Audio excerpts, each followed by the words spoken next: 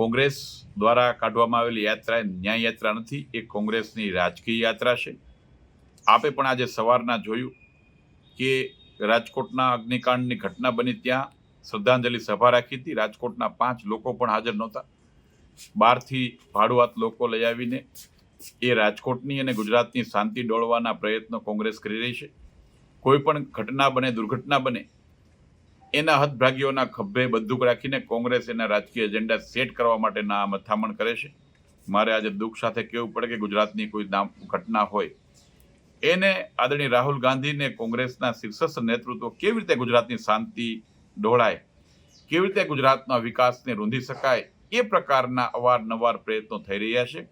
હું ગુજરાતની જનતાનો આભાર માનીશ કે ગુજરાતની એ સાણી જનતા બધું જાણે છે, મને વિશ્વાસ છે, ભરોસો છે। અને હું આપના માધ્યમથી કોંગ્રેસના મિત્રોને પણ વિનંતી કરું છું કે રાજકારણની રીતે રાજકારણ કરવું જોઈએ।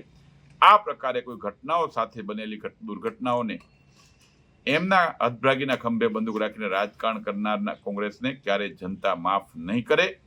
ભૂતકાળમાં એમના સમયમાં પણ જે ઘટનાઓ બની છે એમને પણ કોંગ્રેસ ન્યાય નથી અપાવ્યો, ત્યારે આ અત્યારની ઘટનાઓમાં જે કોઈ હતભાગીઓ છે એમને કોંગ્રેસ કેવી રીતે ન્યાય અપાવી શકશે? ભારતીય જનતા પાર્ટીની સરકાર પર ગુજરાતની જનતાને અને જે ભોગ બનનાર પરિવારો છે એમને પણ વિશ્વાસ છે, અને હું આપના માધ્યમથી ખાતરી આપીશું કે ન્યાય અમે અપાવશું।